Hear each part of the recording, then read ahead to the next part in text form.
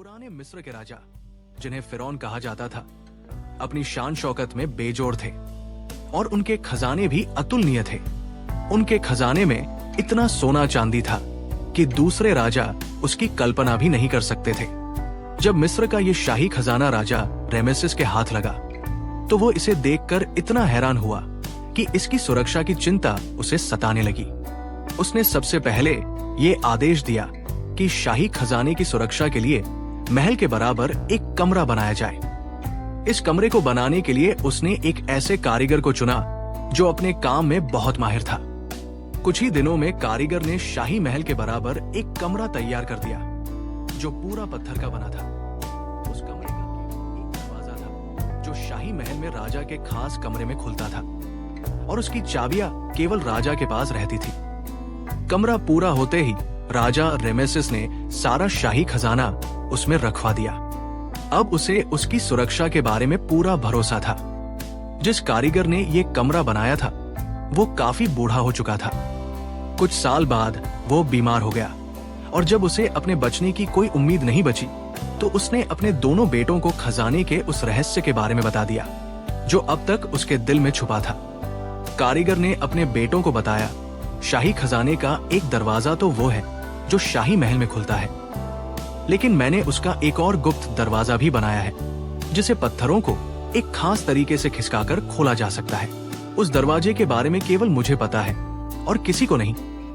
ये कहकर कारीगर ने शाही खजाने का नक्शा उन्हें समझाया, फिर गुप्त दरवाजा खोलने का तरीका बताया और इसके बाद कहने लगा, मैंने ये गुप्त दरवाजा तुम्हारे लिए बनाया था। अब तुम जब चाहो खजाने में जा सकते हो और वहां से वो सब कुछ ले सकते हो जिसकी तुम्हें जरूरत हो। बेटों को इस रहस्य से अवगत कराने के बाद कारीगर इस दुनिया से चला गया।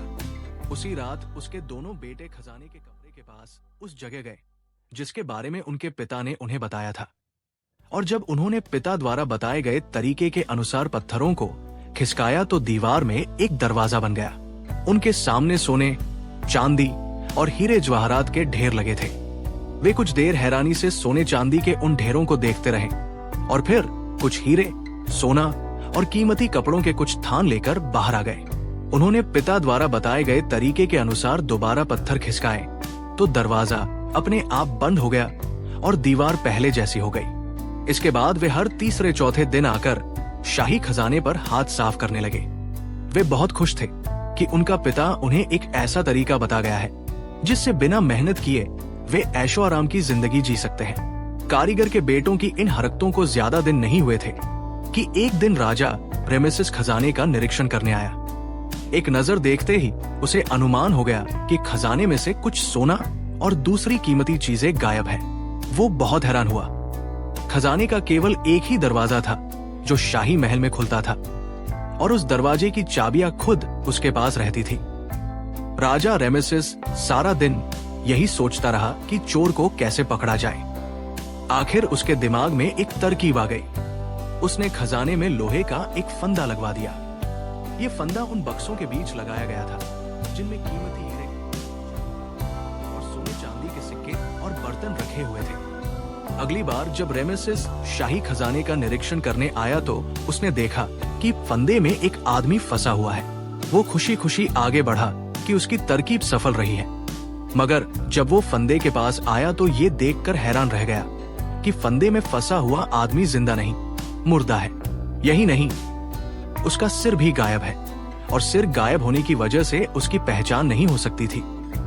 हुआ ये था कि कारीगर के बेटे एक रात शाही खजाने में घुसे तो बड़ा बेटा सीधा उन बक्सों की तरफ बढ़ा जिनके बीच फंदा लगा हुआ था और इस तरह वो फंदे में फंस गया। उसके छोटे भाई ने उसे निकालने की बहुत कोशिश की लेकिन सफल नहीं हो पाया।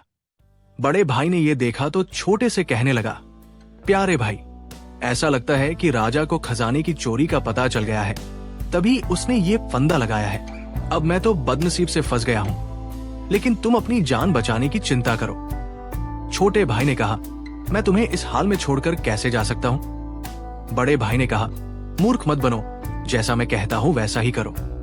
मौत मेरी नियति बन चुकी है, चाहे यहाँ आए या फांसी के फंदे पर। लेकिन अगर मैं राजा के हाथ लग गया तो उसके सिपाही मारकर मुझसे सब कुछ उगलवा लेंगे। इसलिए तुम ऐसा करो कि मेरा काट कर ले जाओ। इस तरह राजा को पता नहीं चल सकेगा कि फंदे में फंसा हुआ शख्स कौन है और तुम बच जाओगे। छोटे भाई का दिल तो नहीं चाहता था, लेकिन बड़े भाई ने आखिरकार उसे मना ही लिया।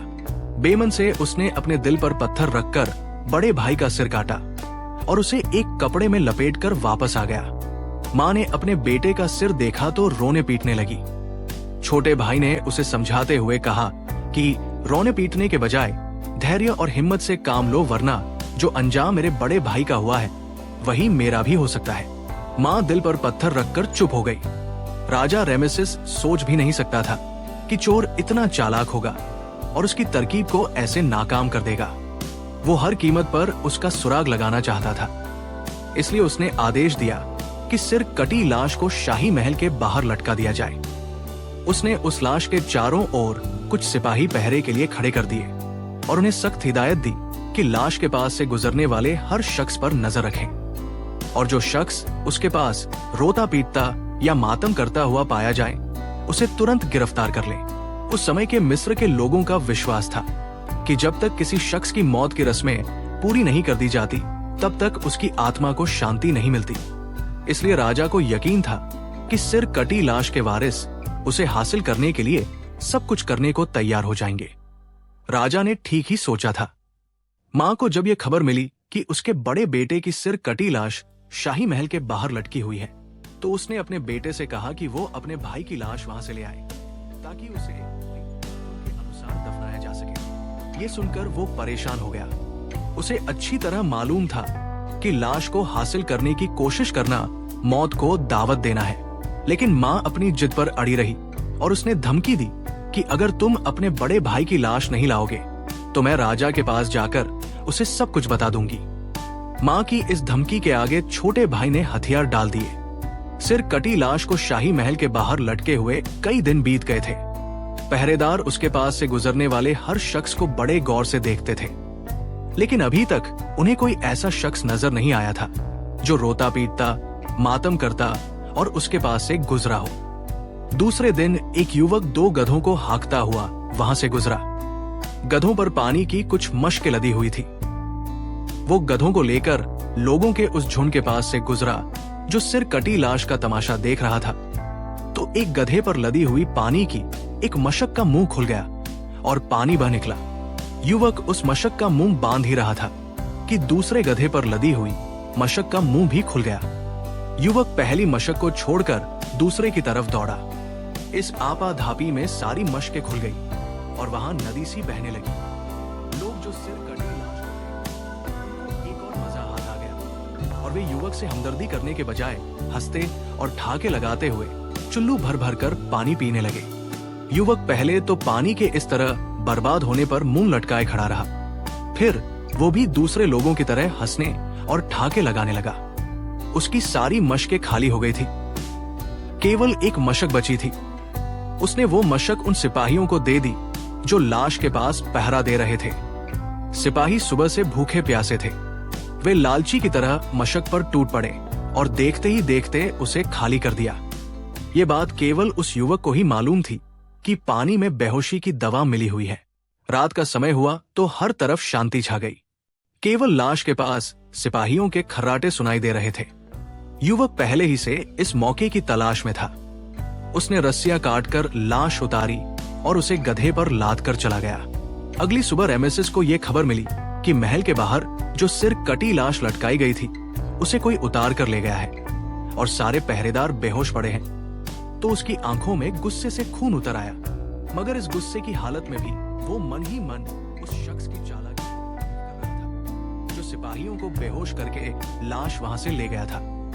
अब राजा सोच रहा था कि उस चालाक शख्स को कैसे गिरफ्तार किया जाए। कई दिनों तक वो इसी उधेड़बुन में रहा, मगर कोई तरकीब दिमाग में नहीं आई। आखिर उसकी बेटी ने उसकी मुश्किल आसान कर दी। राजा रेमेसिस की बेटी सुंदर होने के साथ साथ बहुत समझदार भी थी। उसकी सलाह राजा को पसंद आ गई। दूसरे दिन राजा की तरफ से सारे देश में ऐलान करवा दिया गया कि हम अपने देश के युवकों को आमंत्रित करते हैं कि वे शाही महल में आएं और राजकुमारी को अपने अपने कारनामों की कहानी सुनाएं। जिस युवक का कारनामा राजकुमारी को पसंद आएगा उसे मुंह मांगा इनाम दिया जाएगा। राजा रेमेसिस को उम्मीद थी कि इनाम के लालच में दूसरे युवकों के अलावा वो युवक भी राजकुमारी के पास आएगा जो लाश चुरा कर ले गया था, और इस तरह खजाने की चोरी के रहस्य से पर्दा उठ सकेगा। उसने राजकुमारी के कमरे के बाहर बरामदे में कुछ सिपाही बिठा दिए थे और उन्हें आदेश दे दिया था कि जैसे ही राजकुमारी चीख मारे हुए कमरे में घुसकर राजकुमारी के पास बैठे हुए युवक को गिरफ्तार कर ले। बहुत से युवक राजकुमारी को अपने अपने कारनामों की कहानियां सुनाने आए। राजकुमारी उनकी बहादुरी, बुद्धिमत्ता, चालाकी और होशियारी की कहानियां सुनती और उन्हें वापस भेज देती, क्योंकि उसे उन कहानियों में कोई दिलचस्पी नहीं थी। एक दिन शाम को एक युवक शाही महल में आया और राजकुमारी से कहा, राजकुमारी साहिबा, मेरी कहानी बहुत दिलचस्प और हैरान करने वाली है। अगर आप इससे पूरा आनंद उठाना चाहती हैं, तो सारी बत्तियां बुझवा दे। राजकुमारी ने कमरे की सारी बत्तियां बुझवा दी और युवक ने अपना कारनामा बताना शुरू किया। मैंने अपने बड़े भाई के साथ गुप्त दरवाजे से घुसकर शाही खजाने से सोना, चांदी और दूसरी चीजें चुराई थी। जब मेरा भाई खजाने में लगाए हुए फंदे में फंस गया तो मैं उसका सिर काट कर ले गया और फिर मैं ही शाही महल के बाहर से उसकी लाश उतार कर ले गया था। राजकुमारी ने एक चीख मारी। ये बरामदे में छिपे हुए सिपाहियों के लिए इशारा था।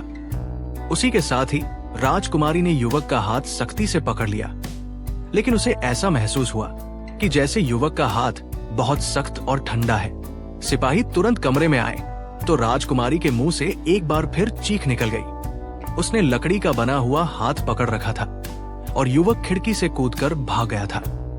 राजा रेमेसिस को जब ये बात मालूम हुई तो वो हैरान रह गया। ये शख्स तो उसकी उम्मीद से भी कहीं ज्यादा बुद्धिमान और चालाक निकला। उसकी दिलेरी ने रेमेसिस के दिल पर ऐसा असर किया कि वो ये जानने के लिए बेताब हो गया कि इस असाधारण बुद्धिमत्ता और चालाकी का मालिक युवक कौन है। दूसरे दिन उसने सारे देश में एक ऐलान करवा दिया। उस ऐलान के जरिए उस युवक को माफ कर दिया गया जिसने शाही खजाने में चोरी की थी और फिर ले गया था। उसके साथ ये भी कहा गया था कि अगर वो शख्स राजा के सामने पेश हो जाए तो उसे इनाम दिया जाएगा। ऐलान के कुछ दिन बाद वो युवक शाही महल में आया और राजा रेमेसिस से मुलाकात की प्रार्थना की। जब उसे राजा के सामने पेश किया गया तो उसने सम्मान से झुककर प्रणाम किया और सारी कहानी शुरू से अंत तक सुना दी। राजा रेमेसिस ने खुश होकर कहा, मिस्र के लोग दुनिया की सबसे बुद्धिमान कौम है, लेकिन बेशक ये युवक पूरे मिस्र में सबसे ज्यादा बुद्धिमान है।